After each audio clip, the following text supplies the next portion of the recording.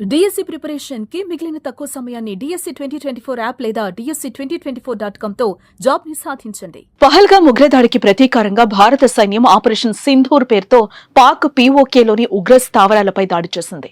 25 నిమిషాల్లోనే ఈ ఆపరేషన్ ముగించి జైషే హిజ్బుల్ స్థావరాలను ధ్వంసం చేశారు. ఈ ఆపరేషన్ ముగిసిన అనంతరం కేంద్ర రక్షణ విదేశాంగ శాఖ బ్రీఫింగ్ ఇచ్చింది.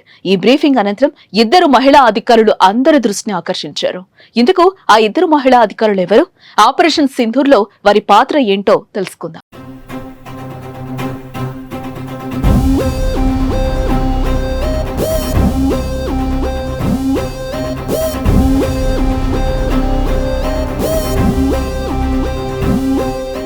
ఇక బ్రీఫింగ్ ఇచ్చిన ఇద్దరు మహిళా అధికారుల్లో ఒకరు కర్నల్ సోఫియా ఖురేషీ కాగా మరొకరు వింగ్ కమాండర్ వ్యోమికా సింగ్. మొదటగా సోఫియా గురించి తెలుసుకుందాం. గుజరాత్ కు చెందిన సోఫియా బయోకెమిస్ట్రీలో పోస్ట్ గ్రాడ్యుయేషన్ పూర్తి చేశారు.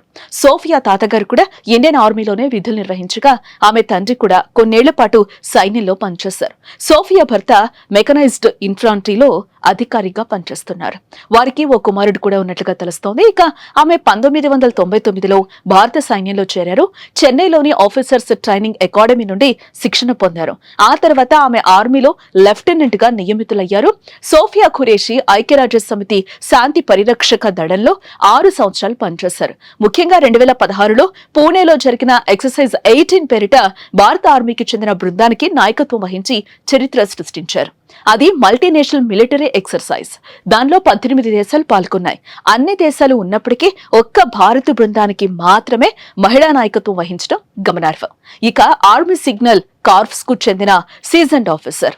3 దశాబ్దాల ప్రయాణంలో ఆమె రాజీ లేని వైఖరి ప్రదర్శించారు. తొలి chief of defence staff general Bipin Rawat ఆమె పనితీరును ప్రశంసించారంటే అర్థం చేసుకోవచ్చు ఆమెలోని నైపుణ్యం.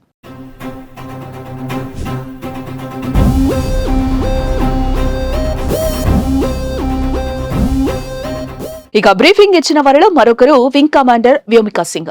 చిన్నప్పుడే పైలట్ కావాలని కలలు కన్న వ్యోమికా సింగ్ చదువుకునే రోజుల్లో ఎన్సీసీలో చేరారు. ఇంజనీరింగ్ విద్యను పూర్తి చేసిన ఆమె తన కలకు తగ్గట్టుగా భారత వైమానిక దళంలోని హెలికాప్టర్ పైలట్ గా వృత్తి జీవితాన్ని ప్రారంభించారు.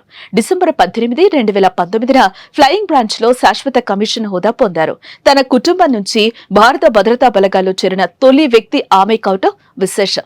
జమ్మూ కశ్మీర్, ఈశాన్య భారతంలోని ఎత్తైన ప్రాంతాలతో పాటు అత్యంత సవాల్తో కూడిన ప్రాంతాల్లో చేతక్ చీతా హెలికాప్టర్లను నడిపారు. పలు రెస్క్యూ ఆపరేషన్లలో పాలు పంచుకున్నారు. ఇలా ఇద్దరు మహిళా అధికారులు దేశం గర్వించే హోదాలో ఉండి ఆపరేషన్ సింధూర్ దాడిపై బ్రీఫింగ్ ఇచ్చారు. యావత్తు ప్రపంచాన్ని ఆకర్షించారు.